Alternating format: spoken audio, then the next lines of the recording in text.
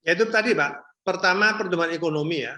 Pertumbuhan ekonomi Jawa Timur ini sudah kan angka 7,1% ya. Ini saya kira cukup bagus ya. Jadi memang ini sejak dulu gitu.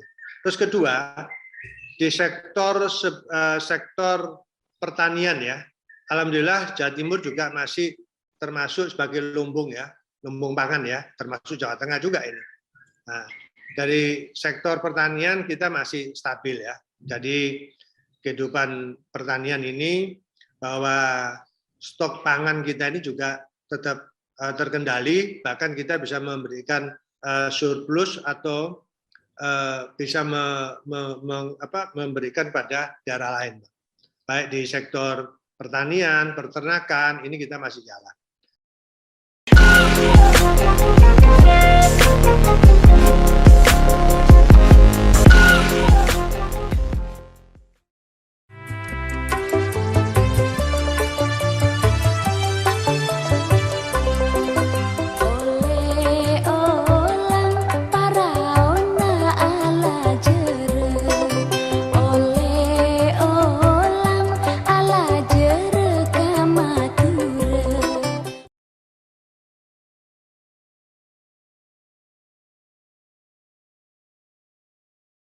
Assalamualaikum warahmatullahi wabarakatuh.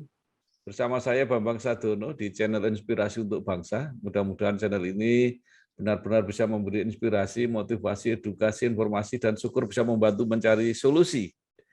Nah, saya sudah bersama dengan seorang anggota Dewan Perwakilan Rakyat Daerah DPRD Provinsi Jawa Timur, yaitu Bapak Dr. Freddy Purnomo SHMH. Apa kabar, Pak? Alhamdulillah Pak Bambang sehat-sehat, walafiat. Pak Bambang sehat-sehat ya? Alhamdulillah juga.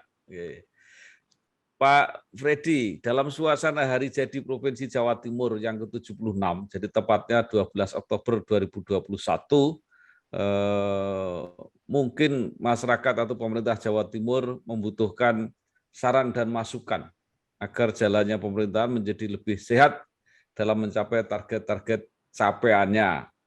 Karena itu saya ingin mengajak diskusi, dialog dengan Pak Freddy yang mungkin ada saran-saran yang akan disampaikan kepada pemerintah provinsi maupun kepada masyarakat.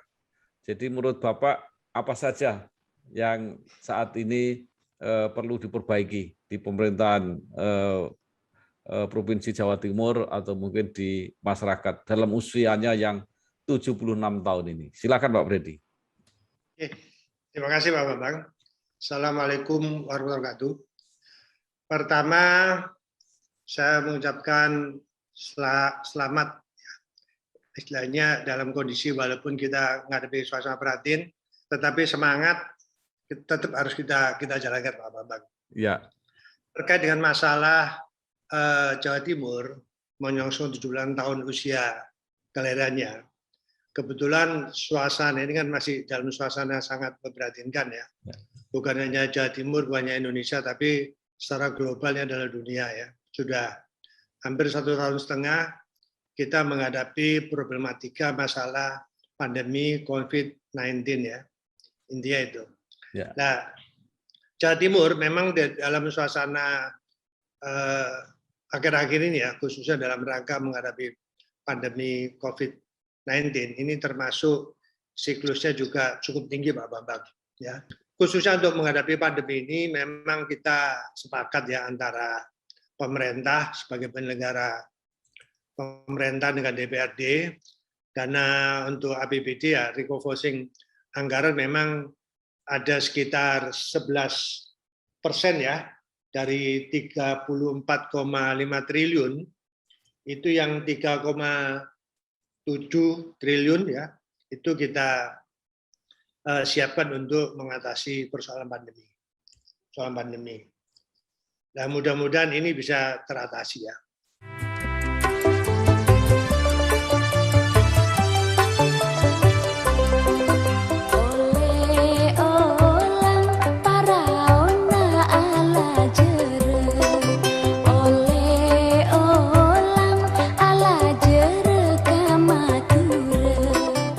Nah, Kemudian terkait dengan masalah penyelenggaraan pemerintahan daerah. Ini ada sedikit problematika ya di pemerintahan provinsi yang tentunya akhir-akhir ini memang kami agak sedikit mengkritik pemerintah dan mengingatkanlah, bahasa mengingatkan bahwasannya bahwa DPRD dan pemerintah ini adalah mitra sejajar, check and balance.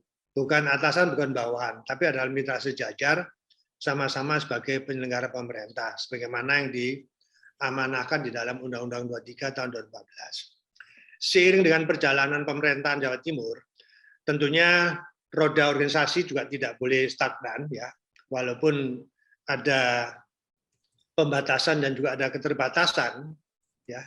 Dalam suasana pandemi ini kan roda pemerintahan, bahkan aktivitas publik ini kan boleh kata hanya dijalankan 30 sampai 50% ya, kecuali tempat-tempat pelayanan publik seperti rumah sakit ini tetap 100% kita lakukan ya.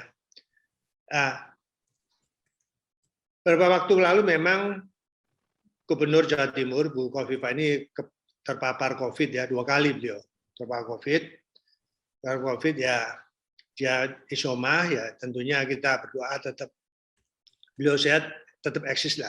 Dan terakhir kira-kira 4 bulan yang lalu, 3 bulan lalu dia terpapar lagi untuk COVID juga gitu. Tapi alhamdulillah kondisi beliau sekarang sudah sehat, sudah negatif. Nah, tentunya di dalam urusan penyelenggaraan pemerintahan ini kan terkait masalah pelayanan publik. Ya. Pelayanan publik tidak boleh terus dengan dalih bahwa COVID ini menghambat dari proses tatanan birokrasi ada di pemerintah Jawa Timur. Tentunya dengan semangat reformasi birokrasi ini kan tetap harus jalan. Ya, dengan kondisi yang ada ya. Satu contoh kita ambil manajemen di TNI Polri ya. TNI Polri itu sangat bagus manajemen untuk penataan pembinaan personil gitu. Mulai dari Mabes sampai dengan tingkat Polsek maupun Koramil gitu. Nah, Jawa Timur ini kemarin sempat saya kritik. Terakhir ini ada kurang lebih sekitar 19-20 organisasi daerah ini kosong gitu. Kosong, saya juga terkejut, bahkan PLT ini hampir ada setahun gitu. Lebih-lebih Sekda ini kan sudah berakhir tugas beliau sebagai jabatan struktural di pemerintah provinsi ini kira-kira sudah bulan Maret yang lalu ya, sudah 5 bulan yang lalu, 5-6 bulan lalu dia sudah berakhir. Nah tentunya ini kan harus dipikirkan siapa pengganti. Ya, kita mengacu pada Undang-Undang ASN, Undang-Undang 5 tahun 2014 kan ASN ini adalah dibentuk dalam rangka untuk pelayanan ya. Tentunya profesionalitas daripada ASN ini harus dijaga. Nah, makanya saya juga terkejut. 5 bulan Sekda masih kosong. Bahkan PLH lagi. Nah, logika PLH itu kan pejabatnya yang asli masih ada, hanya berlalangan sementara. Nah, ini sebagaimana kita ketahui di Undang-Undang 30 tahun 14 tentang administrasi pemerintahan. Nah, tentunya pemerintah memfasilitasi dengan terbitnya Peraturan Presiden Nomor 3 tahun 2018. Apabila jabatan PLH jabatan Sekda itu kosong, PLH itu tidak boleh lebih dari 7 hari. Tidak boleh 7 hari, dan gubernur bisa mengambil satu diskresi ya untuk menunjuk pejabat sementara, apalagi sistem pola karir kita kan sekarang open bidding. Open bidding istilahnya kan jabatan lelang sekarang untuk eselon 1, eselon 2. Sambil menunggu proses lelang, tentunya pemerintah pusat sudah memfasilitasi dengan Peraturan Presiden Nomor 3 tahun 2018. Ini sayangnya tidak dimaksimalkan gitu. Nah, akibatnya ya otomatis kalau jabatan ini kosong ya, apalagi bicara PLH ini kan tidak boleh mengambil satu kebijakan. Ya, kebijakan tidak boleh. Nah, kebijakan itu kan tentunya dilakukan oleh pejabat definitif kan gitu. Nah, termasuk PLT. Nah, kalau PLT ini kan boleh diambil dari jajaran samping ya, sesama eselon 2 boleh gitu. Ini hampir setahun lah. Kemarin ternyata disiasati jabatan yang 018 ini diisi memang, tetapi rolling ya. Di rolling pejabat yang ada dipindah ke tempat yang kosong, akhirnya tetap kosong gitu. Ya, alhamdulillah sekarang sudah mulai proses open bidding ya, mulai dari pembentukan pansel, pendaftaran ya, istilahnya pengumuman, dan sekarang sudah masuk ke tahapan administrasi. Janjinya gubernur ini insya Allah September ini selesai sudah. Tetapi bukan itu sebenarnya. Ya, sebagai koordinator OPD, Pak Bambang tahu sendirian, Pak Bambang juga lama di DPRD. Nah, sekda ini kan jabatan strategis ya. Tentunya jabatan sekda ini harus diprioritaskan. Tapi mengapa sekda ini dipertahankan PLH? Ini menjadi tanya besar ya, baik di teman-teman DPRD maupun di kalangan akademisi maupun publik. Ini yang sekarang menjadi salah satu debatable yang ada di pemerintah provinsi. Nah, apalagi dengan istilahnya jargonnya Ibu Khofifah ini kan cetar ya. Kalau cetar bahasa Jawa Tengahnya apa? Cetar, mecut Pak ya. Mecut, cetar kan mecut ya kan. Nah, supaya cepat ya. Katan cepat, efisien, tanggup, terus istilahnya responsif kan gitu. Nah, ini harus konsisten dengan semboyannya, harus konsisten gitu. Kita jangan hanya sekedar buat jargon, tetapi dalam pelaksanaannya kita tidak konsisten. Nah, ini yang menjadi salah satu persoalan yang terjadi di Jawa Timur.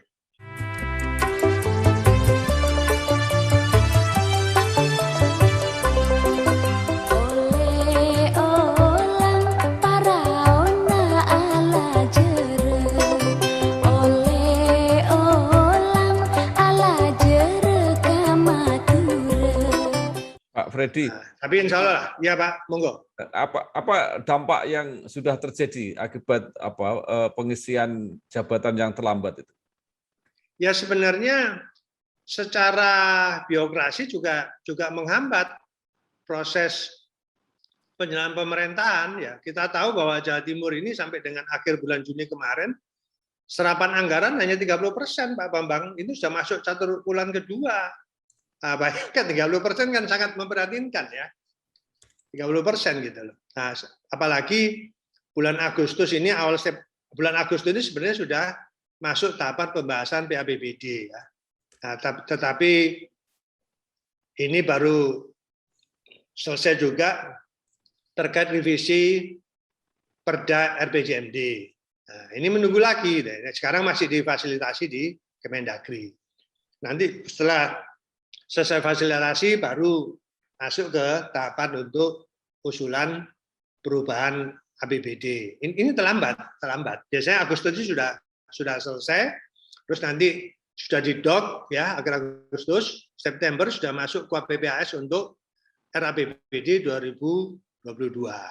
Nah ini yang saya sampaikan. Ini juga berdampak kepada nanti evaluasi dari Depdagri.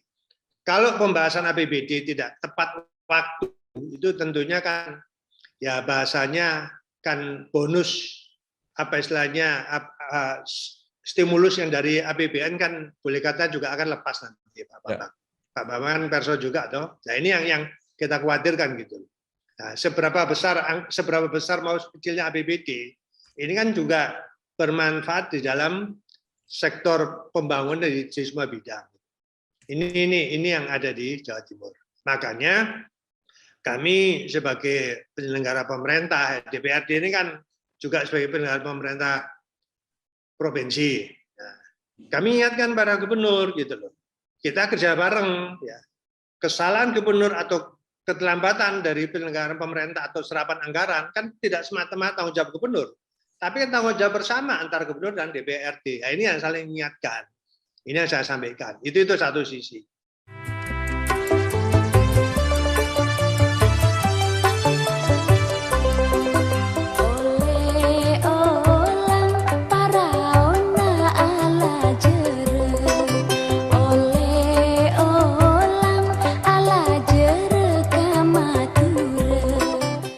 Di sisi lain, ya memang kalau melihat daripada informasi yang saya dapat dari Badan Statistik ya, bahwa pertumbuhan ekonomi Jawa Timur ini cukup bagus akhir-akhir ini, sekitar 7%.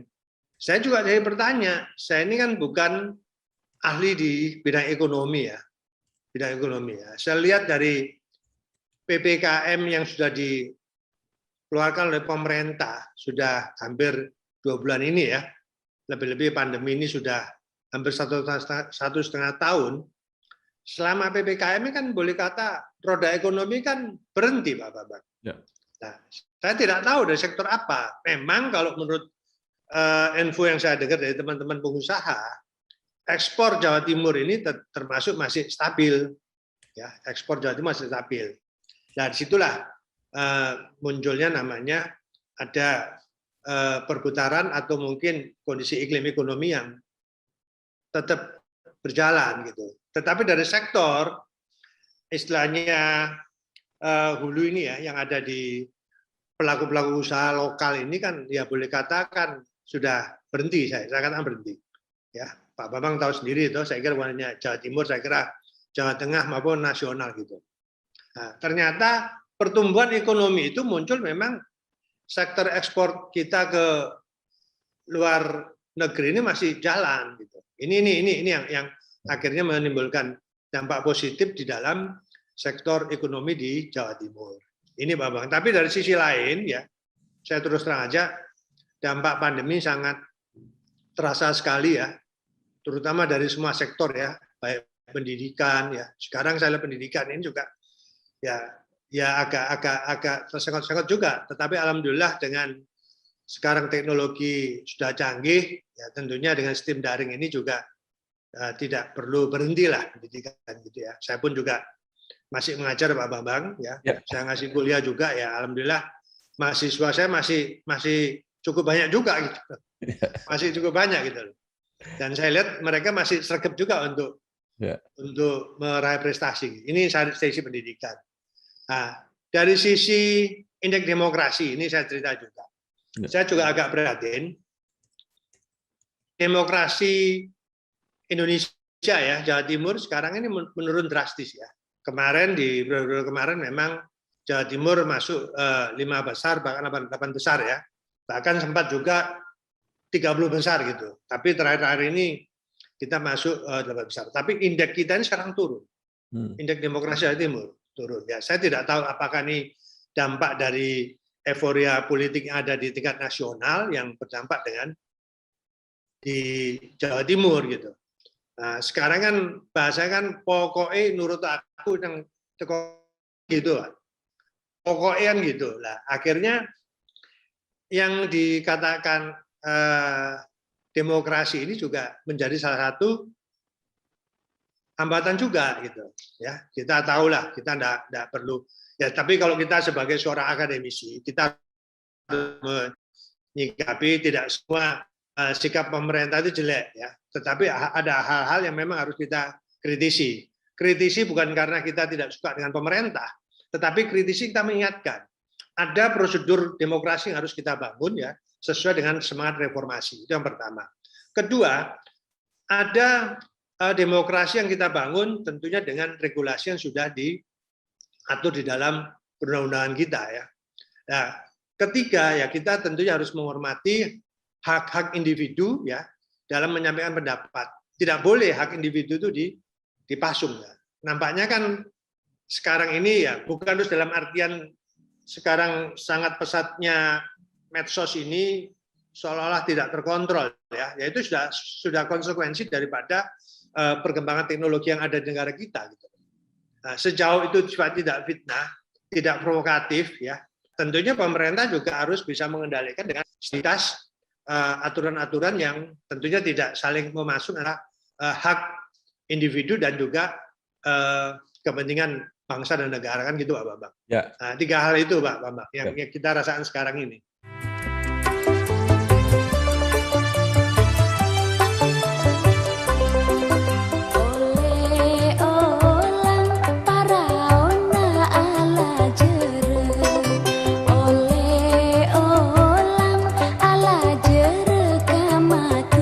Baik, Pak Freddy, di samping catatan-catatan yang mungkin cukup kritis dan membantu, apa saja mungkin capaian-capaian positif yang juga dicatat oleh Pak Freddy dari pemerintah Provinsi Jawa Timur sampai saat ini?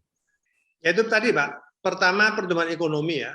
Pertumbuhan ekonomi Jawa Timur ini sudah kan angka 7,1% ya. Ini saya kira cukup bagus ya. Jadi memang ini sejak dulu gitu. Terus kedua, di sektor pertanian ya, alhamdulillah Jawa Timur juga masih termasuk sebagai lumbung ya, lumbung pangan ya, termasuk Jawa Tengah juga ini. Nah, dari sektor pertanian kita masih stabil ya. Jadi kehidupan pertanian ini bahwa stok pangan kita ini juga tetap terkendali, bahkan kita bisa memberikan surplus atau bisa memberikan pada daerah lain. Baik di sektor pertanian, peternakan, ini kita masih jalan. Terus yang kedua, Jawa Timur ini kan juga salah satu yang provinsi yang Pak Bambang tahu, saya kira tidak jauh beda dengan provinsi yang ada di Jawa lainnya ya. Kayak potensi alam, kayak geothermal ini alhamdulillah sekarang sudah mulai digali potensi-potensi itu dalam rangka untuk menambah energi listrik ya. Ini sudah mulai digarap Pak. Sektor itu. Terus yang ketiga, untuk masalah transportasi laut ya, tentunya dalam menunjang transportasi lokal ya, peredaran perdagangan antara provinsi satu dan provinsi lain, alhamdulillah tetap lancar, termasuk di dalam perdagangan ekspor impor tetap lancar. Itu ya. Yang ketiga ya, tentu yang menjadi komitmen Forum Pimda Jawa Timur adalah stabilitas. Stabilitas dalam rangka untuk penanganan COVID-19. Ya, dari semua unsur Forum Pimda ini sudah saling bergandengan ya. Terus yang lebih penting lagi, stabilitas keamanan ini nampaknya bisa terkendali dengan baik ya. Ini harus kita jaga. Ya, kita jaga. Kebetulan saya kemarin juga baru dialog juga ya. Kita kan walaupun kita ini politisi lokal, politisi nasional ya, atau politik lokal istilahnya, tentu kita jangan sampai kehilangan wawasan politik global gitu. Ini kemarin gitu. Nah, kejadian-kejadian di beberapa negara ini jangan sampai memberikan dampak negatif pada negara kita, khususnya Provinsi Jawa Timur. Ini kita jaga. Makanya dinamika antara pemerintah dengan dunia kampus, dengan tokoh-tokoh masyarakat, dengan tokoh-tokoh agama, ini selalu kita jalin.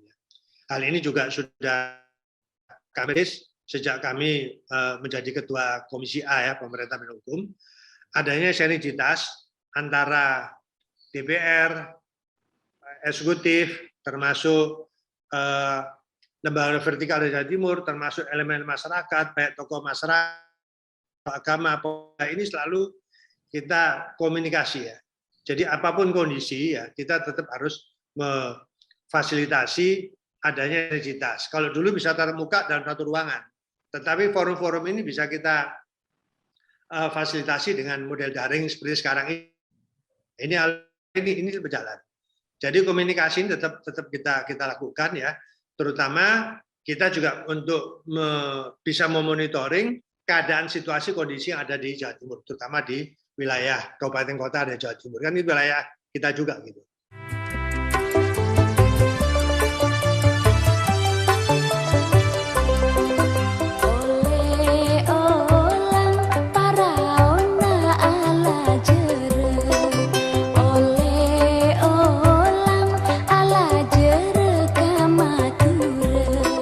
Pak Freddy, mungkin ada saran atau harapan Pak Freddy sebagai anggota DPRD Provinsi Jawa Timur kepada birokrasi, kepada pemerintah provinsi agar kinerjanya ini bisa lebih efektif dan lebih produktif ke depan. Jadi gini Pak Bambang, kita ini kan sebagai pelayan publik ya, pelayan masyarakat. Tentunya tanggung jawab pemerintah termasuk DPRD ini feedback-nya adalah hasil dari kontribusi masyarakat dalam bentuk pajak daerah maupun potensi lain yang diperoleh di APBD provinsi ini tentunya kembali kepada kepentingan publik ya, kepentingan publik. Jadi 70% ya, 70% dari para APBD kita memang untuk publik ya. terutama di sektor pendidikan. 51% APBD kita ini untuk pendidikan, Pak. Nah, ini sudah melebihi plafon. Kalau plafonnya 20%, ini sudah 51%. Nah, tentunya ini juga belum bisa maksimal, Pak Bambang. Dengan luasan Jawa Timur ini 30 kabupaten, terus 8 kota, kemudian daerah kita cukup luas ya. Jawa Timur ini ada kurang lebih hampir 300 kepulauan, Pak. Pulau-pulau terpencil itu kita banyak, ya. Nah, itu pun harus menjadi salah satu perhatian kita, ya, sampai daerah pesisir, mulai dari Pacitan berbatasan dengan Jawa Tengah, termasuk Bojonegoro, Tuban, sampai wilayah Banyuwangi, Madura, segala ini menjadi salah satu concern. Oleh karena itu, di dalam mengoptimalisasi ya tentang APBD untuk rakyat, tentunya kontrol masyarakat kita harapkan gitu. DPRD juga salah satu bagian daripada kontrol masyarakat. Semua potensi APBD ini dalam rangka untuk mesejahterakan masyarakat. Tentunya fungsi keadilan juga harus kita jaga ya. Nah, itu pun ya kita juga belum maksimal, Pak Bambang ya. Belum maksimal. Kenapa saya belum maksimal? Karena keterbatasan. Luasnya dengan keterbatasan anggaran kita. Nah, oleh karena itu kami juga berharap kepada mitra kerja yaitu gubernur ya dengan seluruh jajarannya, ini harus kita optimalkan. Apapun kondisi yang kita hadapi sekarang dalam rangka menghadapi COVID-19, tentunya pelayanan pada publik jangan sampai stagnan, jangan sampai menjadi minimalis. Mari kita maksimalkan, tentunya dengan protokol kesehatan yang harus tetap kita jaga. Itu prinsip begitu. Ya. Dengan semua sarana prasarana yang kita miliki ya, tentunya jangan sampai masyarakat ini menjadi kesulitan.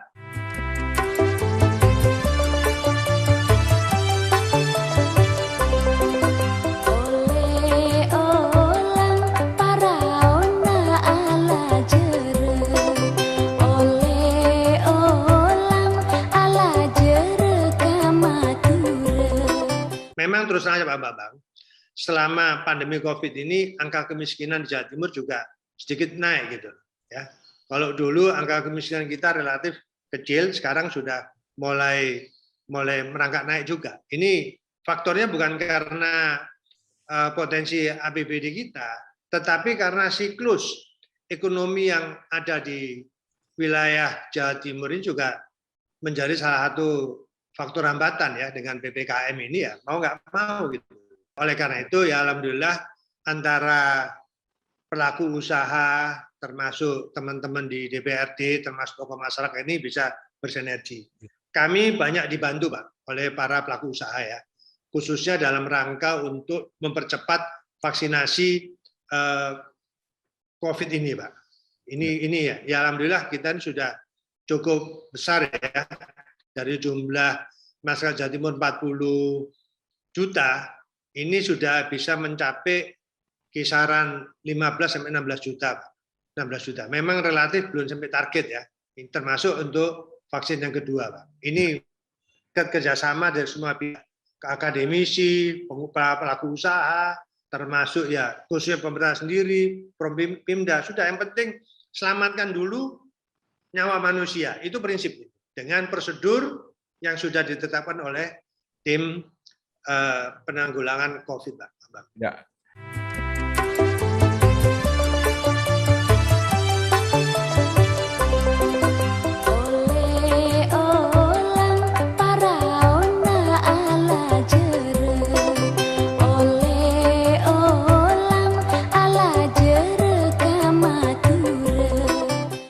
Oke, terakhir Pak Freddy, mungkin ada saran untuk masyarakat Jawa Timur bagaimana untuk tetap bersemangat menghadapi pandemi COVID yang ujung akhirnya ini kita semua juga belum tahu, sehingga tetap bisa disiplin menjaga protokol kesehatan dan tetap menyeimbangkan aktivitas supaya ekonomi juga masih bisa jalan.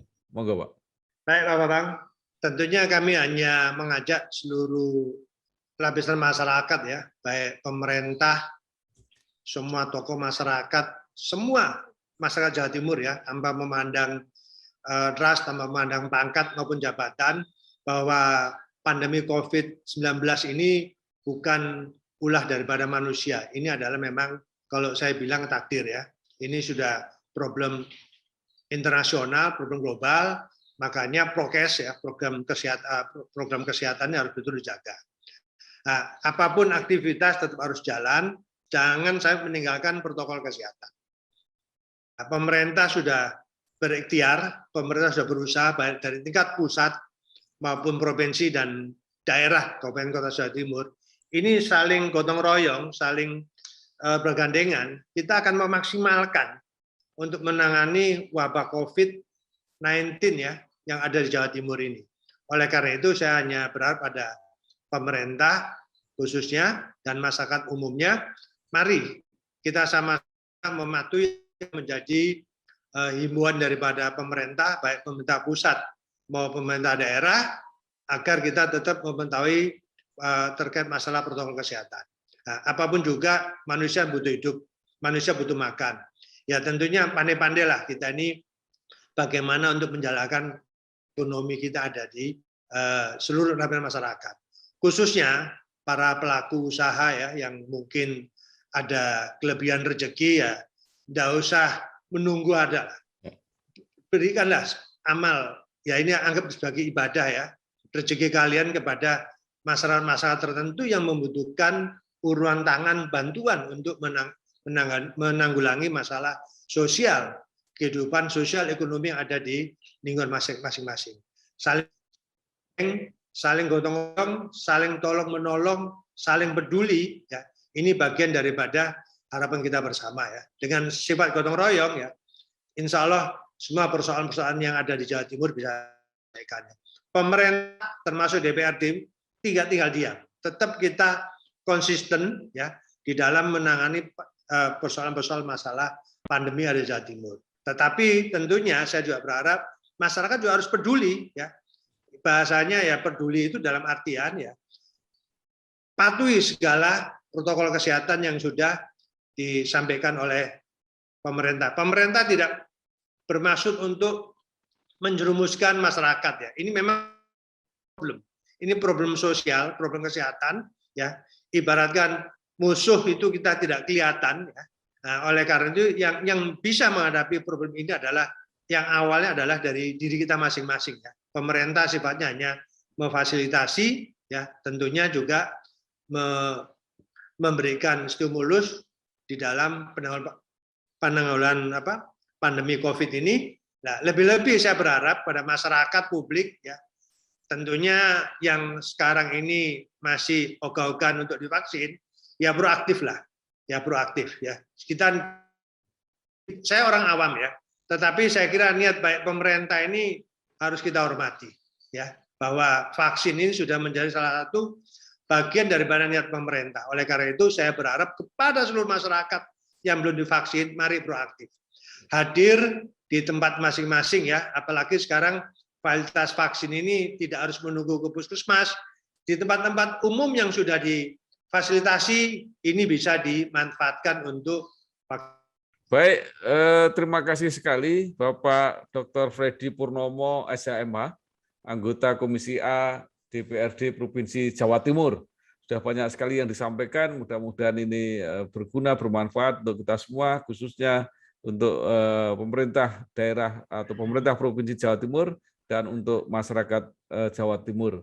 Tetap jaga prokes dalam sehari-hari dan tetap menjaga agar ekonomi tetap berjalan. Sekali lagi terima kasih Pak, sukses. Matur nuwun. Wassalamualaikum warahmatullahi wabarakatuh. Waalaikumsalam warahmatullahi wabarakatuh. Salam hormat buat teman-teman di Jawa Tengah.